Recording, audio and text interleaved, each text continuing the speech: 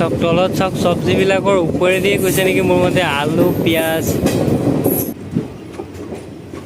তো ইমান ডাঙৰ ষ্টেচন ইয়াত এটা আছে তাত এটা আছে ইয়াৰ পৰা চাইনালৈ এটা ৰাস্তাও আছে train number 15603 Ledo intercity express যোনখনে নেকি কানেক্ট কৰিছে গুৱাহাটী আৰু তিনিচুকীয়া জিলাৰ এখন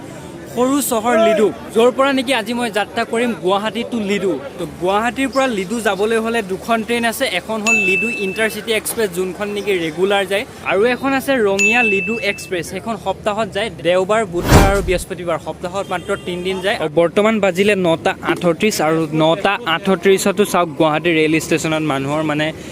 ভিৰ কমাই নাই মানে ডেইলি সদায় মানুহবিলাক ক'ত যায় মানে মোৰ ট্ৰেইন আছে 11:40 গতিকে বহুত টাইম আছে দিয়ক মোটামুটি 12টা বজাতে আছে 20 মিনিট কম গতিকে 12টালৈকে ৰখিব লাগিব এতিয়া আপোনালোকক দেখাম মই টিকেট কাউণ্টাৰ এই হ'ল টিকেট কাউণ্টাৰ দেখিছে মানুহবিলাকে টিকেট কাটি আছে মই অলৰেডি স্লিপাৰত কটা আছে গতিকে মই নাকাটো জাষ্ট আপোনালোকক দেখালোঁ আৰু মই প্ৰতিটো তেনেকৈ ট্ৰেইন জাৰ্ণি ভিডিঅ'তে মই টিকেট কাউণ্টাৰটো দেখাওঁ কাৰণ ধৰি লওক কিছুমান গুৱাহাটীৰ পৰা শিৱসাগৰ যাব যেতিয়া তেওঁলোকে চাৰ্চ কৰিব গুৱাহাটী টু শিৱসাগৰ তেতিয়া মোৰ ভিডিঅ'টো যদি পায় তেতিয়াতো মোৰ ভিডিঅ'টো চাব বা মোৰ ভিডিঅ'টো ক্লিক কৰিব তেতিয়া যদি ভিডিঅ'টোত মই গোটেইখিনি ইনফৰমেশ্যন দিবই নোৱাৰোঁ যদি মই ভিডিঅ'টোত গোটেইখিনি জনাবই নোৱাৰোঁ যে টিকেট কাউণ্টাৰটো কোনফালে আছে বা কোনটো প্লেটফৰ্মত থাকিব বা কেইটা প্লেটফৰ্ম আছে গোটেইখিনি যদি মই জনাবই নোৱাৰোঁ তেওঁলোকে ভিডিঅ'টো নিশ্চয় ভাল নাপাব যাতে যিবোৰ নেকি নতুন ভিউৱাৰ্ছ যোনবিলাক নেকি ৰেগুলাৰ তেওঁলোকৰ অলপমান বৰিং লাগিব পাৰে কিন্তু যিবিলাক নেকি নিউ ভিউৱাৰ্ছ তেওঁলোকে নিশ্চয় ভাল পাব সেইটো কাৰণে মই প্ৰত্যেকটো ভিডিঅ'তে তেনেকৈ টিকেট কাউণ্টাৰটোৱে হওক বা গুৱাহাটী ৰেলৱে ষ্টেচনটোৱে হওক অলপ দেখাবলৈ চেষ্টা কৰোঁ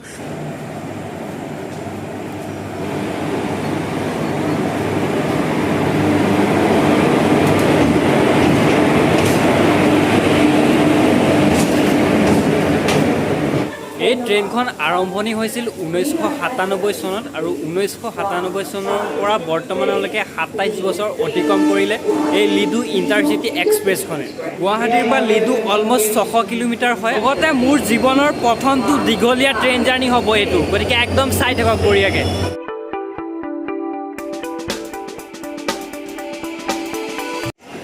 পানী বটল এটা কিনিলোঁ অলপ চলপ ঠাণ্ডা আছে গোটেইকেইখন দোকানতে বিচাৰিলোঁ তাত অলপ গৰম আছিলে কিন্তু ইয়াত অলপমান ঠাণ্ডা পালোঁ 20 টকা বিচাৰিছিলে কিন্তু 15 টকাই দিব যিমানটো ৰেট লিখা থাকে সিমানটো দিব তাতকৈ বেছি নিদিব আৰু মই স্লিপাৰত কাটিছিলোঁ টিকেট মোৰ ডবাটো হ'ল S1 আৰু ছাইড লোৱাৰ মোৰ ছিটটো আছিল ছাইড লোৱাৰ আৰু প্ৰথমবাৰ ছাইড লোৱাৰত জাৰ্ণি কৰিম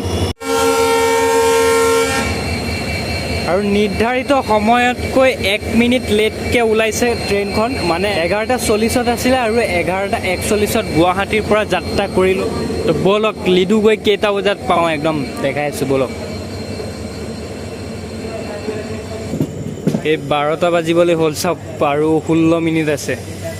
মানুহে ইমান সময় শুই আছে আৰু মই ইমান সময় জাৰ্ণি ষ্টাৰ্ট কৰিছোঁহে ভাবি চাওক this is crazy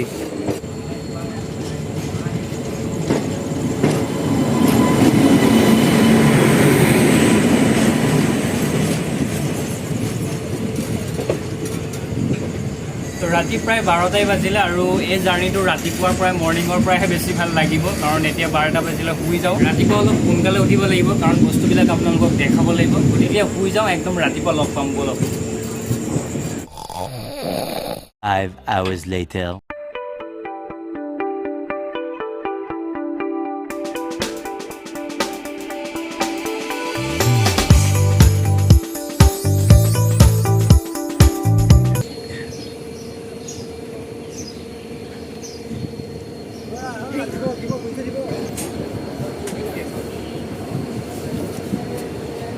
So good morning from Forkating আৰু 320 কিলোমিটাৰ যাত্ৰা কৰি আহি পালোহি ফৰকাটিং বৰ্তমান বাজিলে 6:30 তো 6:30 বজাত পালোহি ফৰকাটিং আছে গোলাঘাট ডিষ্ট্ৰিক্টত আৰু এতিয়া ফৰকাটিঙৰ পাছত পাম তিতাবৰ পাম আমি এইটো লাইনেদি যাম যদি এইটো লাইনেদি যোৱাহেঁতেন তেতিয়াহ'লে যোৰহাট টাউন হৈ গ'লোহেঁতেন কিন্তু এইটো লাইনেদি যিহেতু যাম তিতাবৰ পাম আৰু 6:30 পাইছিলোঁ এতিয়া চাওক 6:45 মানে ইয়াত 15 মিনিট ৰখালে আৰু বহুত টাইম আছে যিহেতু প্ৰায় 2টামান বাজিব গতিকে এতিয়া 6:30 বাজিছেহে আৰু বহুত টাইম আছে একদম ব'লক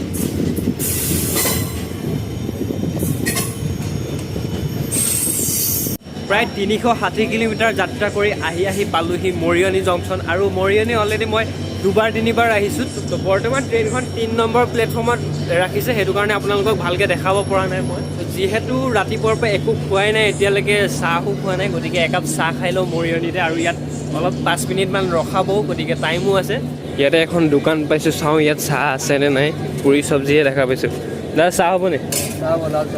লাল চাহ নালাগে আৰু এইফালে চাহ আৰু কেক এটা লৈ লৈছোঁ চাহ 10 টকা কেকটো 10 টকা বঢ়িয়াকৈ বহি পেলাই খাওঁগৈ বলক নিজৰ জেগাত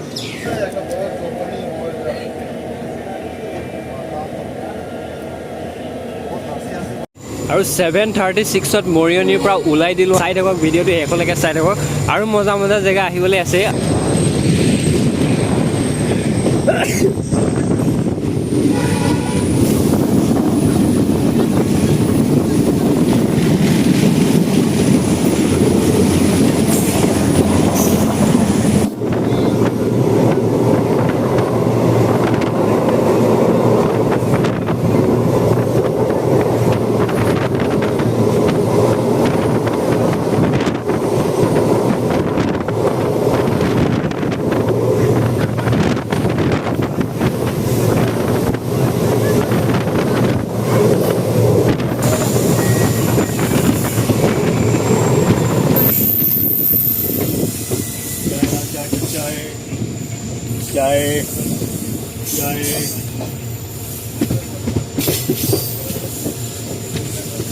আৰু আহি পালোহি বৰহাট তো এইটো লাইনত মই প্ৰথমবাৰ আহিছোঁ এইফালে লাষ্ট শিৱসাগৰ টাউনলৈকে আহিছিলোঁ আৰু শিৱসাগৰ টাউনৰ যোনটো লাইন হয় সেইটো ডিব্ৰুগড় লাইন হয় আৰু এইটো শিমলুগুৰিৰ পৰা যোনটো লাইন আহিছে এইটো তিনিচুকীয়া লাইন হয় গতিকে এইটো লাইনত মই ফাৰ্ষ্ট টাইম আহিছোঁ এইফালে নামৰূপ বৰহাট তাৰপৰা এইফালে সাপেখাতি তাৰপিছত ডিগবৈ আৰু বৰহাটৰ পিছত পাম নামৰূপৰ পিছত পাম নাহৰকটীয়া তাৰপিছত পাম ডিগবৈ গতিকে আৰু এইফালে ডিগবৈ পাৰ হৈ এইফালে মাকুম পাৰ হৈ মাৰ্ঘেৰিটা পাৰ হৈ পেলাই পামগৈ লিডু গতিকে আৰু টাইম আছে বহুত টাইম আছে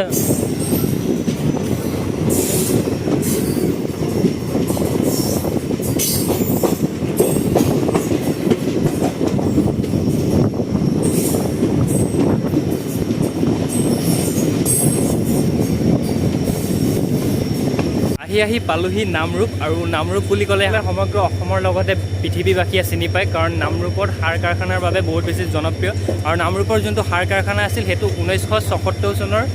1976 চনৰ এপ্ৰিল মাহত স্থাপন কৰা হৈছিল তো ছানগ্লাছযোৰ পিন্ধি ভিডিঅ' বনালে তেতিয়া মানে বেলেগে চাই থাকিলেও মানে একো নহয় আৰু নহ'লে অলপমান অকলে আছোঁ তো অলপমান আনকমফৰ্টেবল লাগে বাহিৰত ওলাই পেলাই ভিডিঅ' বনাবলৈ মানুহবিলাকে ইটোৱে চাই থাকে সিটোৱে চাই থাকে তো হ'লেও জোচত বনাই আছোঁ আৰু ছানগ্লাছযোৰ পিন্ধি ল'লে মানে অলপমান বেছিকৈ জোচটো আহে আৰু তেতিয়া মানে বেলেগে চালেও মানে ঘণ্টা ফৰক নপৰে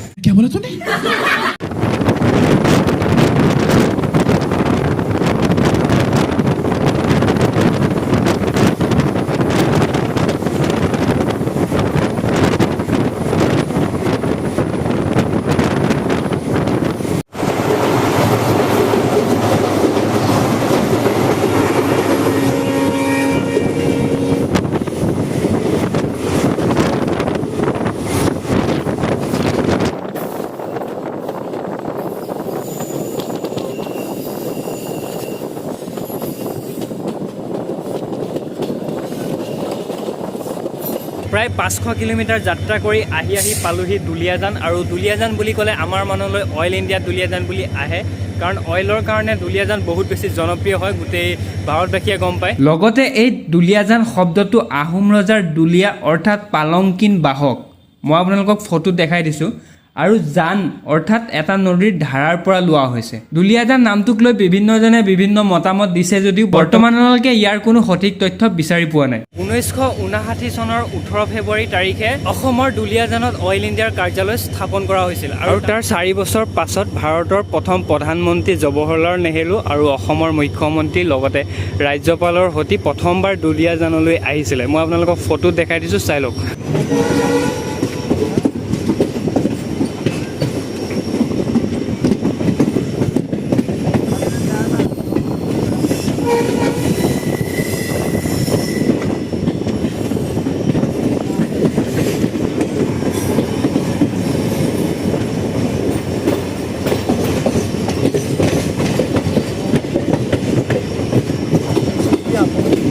ফাইনেলি নিউ তিনিচুকীয়া আহি পালোহি জীৱনত প্ৰথমবাৰ নিউ তিনিচুকীয়া জংচন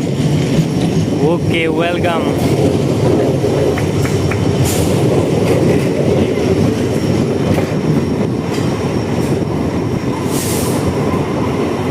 তো ইমান ডাঙৰ ষ্টেচন ইয়াত এটা আছে তাত এটা আছে তিনিটা চাৰ্জিং পইণ্ট প্লাছ ইফালে গোটেই লাইনতে আছে কিন্তু এটা চাৰ্জিং পইণ্টে কাম নকৰে মানে কি ক'ম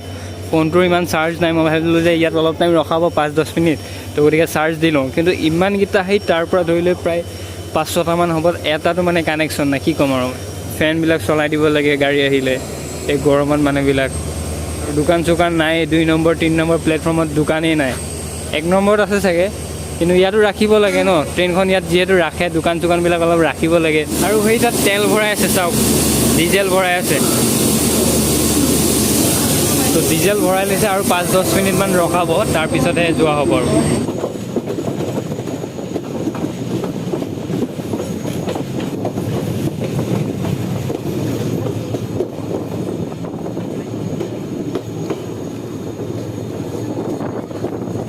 আৰু আহি পালোহি মাকুম জংচন আৰু অসমৰ ইতিহাসৰ প্ৰথমটো ৰেলৱে জংচনেই হ'ল মাকুম জংচন ইয়াক স্থাপন কৰা হৈছিল 1883 চনত ইয়াৰ ষ্টেচন কোডটো হ'ল MJN আৰু ডিভিজনটো হ'ল তিনিচুকীয়া ডিভিজন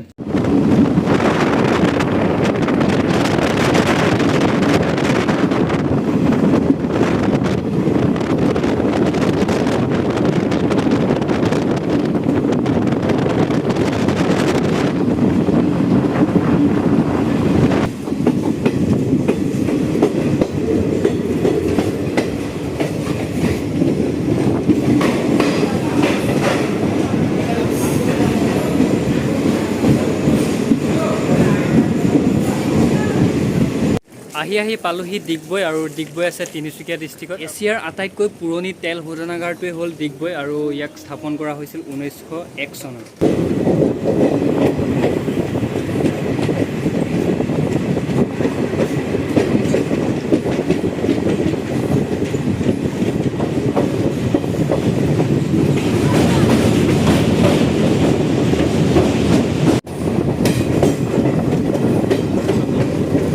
তলত চাওক চব্জিবিলাকৰ ওপৰেদিয়ে গৈছে নেকি মোৰ মতে আলু পিঁয়াজ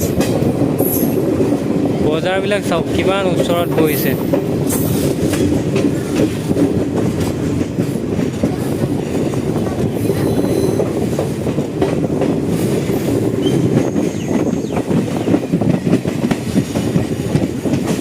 মাৰ্গেৰিটা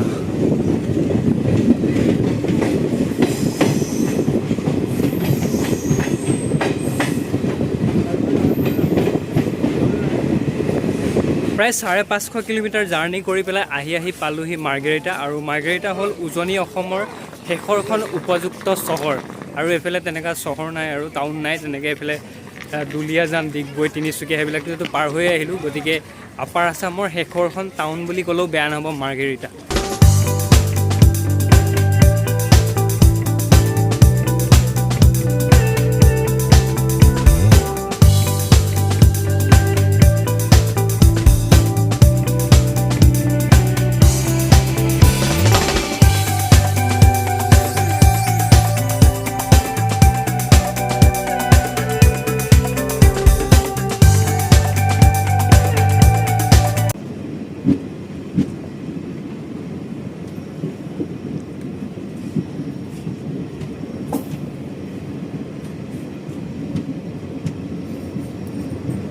বৰ্তমান দেখিছে এটা 11 হ'ল ইয়াতকৈ অলপমান এটা 8 মানতে আহি পেলাই পালোহি মানে টাইম আছিল 1:15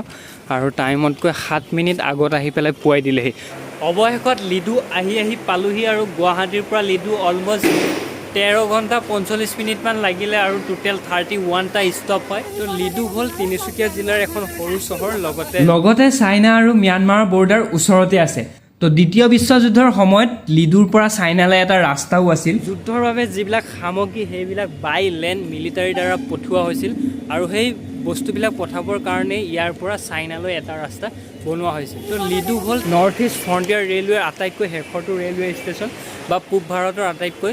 শেষৰটো ৰেলৱে ষ্টেচন বুলি ক'লেও বেয়া নহয় লিডুক চিটি অফ ব্লেক ডায়মণ্ড বুলি কোৱা হয় মানে কলা হীৰাৰ নগৰ বা চহৰ বুলি কোৱা হয় কলা হীৰা মানে কয়লা খনি আমি জানোৱে লিডু মাৰ্ঘেৰিটা এইবিলাক কয়লা খনিৰ বাবে বহুত বেছি জনপ্ৰিয় হয় সেইটো কাৰণে সিটি অফ ব্লেক ডায়মণ্ড বুলি জনা যায় তো গতিকে আজিৰ ভিডিঅ'টো ইমানেই আজি আপোনালোকক গুৱাহাটীৰ পৰা লিডুৰ যোনটো ট্ৰেইন জাৰ্ণি হয় সেইটো দেখাবলৈ চেষ্টা কৰিলোঁ বহুত বেছি ভালো লাগিলে কালি 11টা বজাতে অহা ৰাতি আৰু ইয়াত আহি পেলাই 1:30টা বজাত পালোঁ এনেধৰণৰ ট্ৰেইন জাৰ্ণিবিলাক আহি থাকিব আপোনালোকে চেনেলটোত প্লিজ ছাবস্ক্ৰাইব কৰিব আৰু দূৰ দূৰলৈ যাম তেনেকৈ নতুন নতুন আৰু জাৰ্ণিবিলাক আহি আছে মজা মজা গতিকে চেনেলটো প্লিজ ছাবস্ক্ৰাইব কৰিব তো লগ পাম এটা নতুন ভিডিঅ'টো ভাল লাগিলে লাইক কৰিব কমেণ্ট কৰিব আৰু পাৰিলে এটা শ্বেয়াৰ কৰিব তো আজিলৈ বাই বাই জয় অসম